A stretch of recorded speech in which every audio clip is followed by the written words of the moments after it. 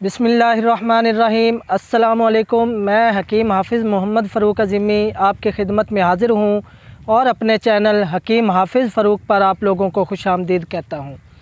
Video में आगे बढ़ने से पहले आपसे गुजारिश है कि मेरे चैनल को सब्सक्राइब कर दें और साथ ही बेल आइकन प्रेस कर लें ताकि मेरी आने वाली हर नई वीडियो आप तक बर वक्त पहुँच सके।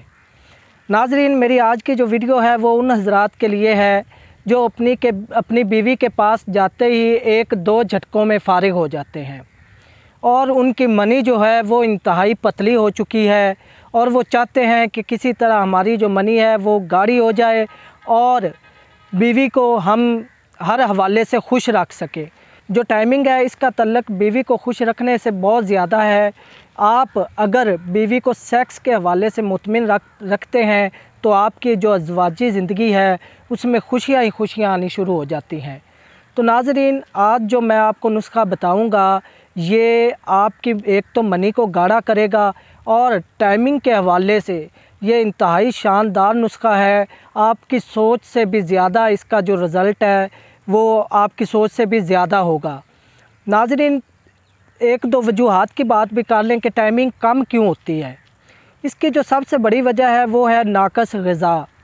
तो नाज़रीन, मैं अक्सर आपसे ये कहता रहता हूँ कि अपनी ग़िज़ा पर ख़ुसूसी तवज्जो दें, क्योंकि आपकी ग़िज़ा जो है वो इलाज का एक अहम तरीन हिस्सा है। अगर आपकी ग़िज़ा अच्छी है तो आप जो भी इलाज करेंगे, कोई भी नुस्खा इस्तेमाल करेंगे तो उसका जो रिज़ल्ट है वो बहुत अच्छा मिलेगा आपको। तो मेरी रिक्वेस्ट है आपसे, एक तो अपनी ग़िज़ा को बेहतर बनाएं, बाज़ारी खानों से बचें, ख़ास तौर पर फ़ास्ट फूड जो हैं उनका इस्तेमाल बिल्कुल ना करें। ये आपकी टाइमिंग को कम करने में इसका बहुत बड़ा अमल दखल है।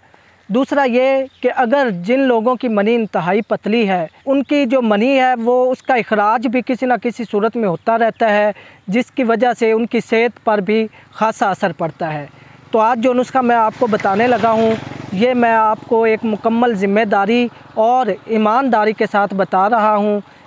इस नुस्खे में से कोई भी चीज़ मैंने इधर उधर छुपा कर नहीं रखी। आपको मुकम्मल नीयत के साथ ये नुस्खा बता रहा हूँ जो कि टाइमिंग के हवाले से इंतहाई ज़बरदस्त है। तो नाज़रीन, नुस्खा नोट फरमा लें। नंबर 1, बीज बंद के दाने ये लेने हैं आपने। उसके बाद तुखम सलारा ये लेना है और उसके बाद जो है तुखम भिंडी, ये तीनों चीज़ें जो है ये आपने 20-20 ग्राम लेनी है। और इसमें रेग माई है इसके आगे चौथे नंबर पर, ये 10 ग्राम आपने लेनी है। और लास्ट में जो है ज़ाफ़रान, ये 5 ग्राम।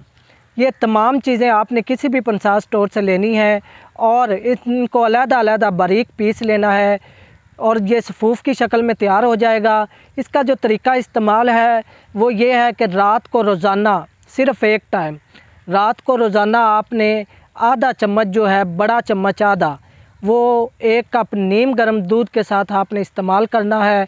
इंशाल्लाह इस नुस्खे के 1 माह के मुसलसल इस्तेमाल से आपकी जो मनी है वो गाढ़ी हो जाएगी और आपकी जो टाइमिंग है वो आपकी तवक्को से भी ज़्यादा हो जाएगी।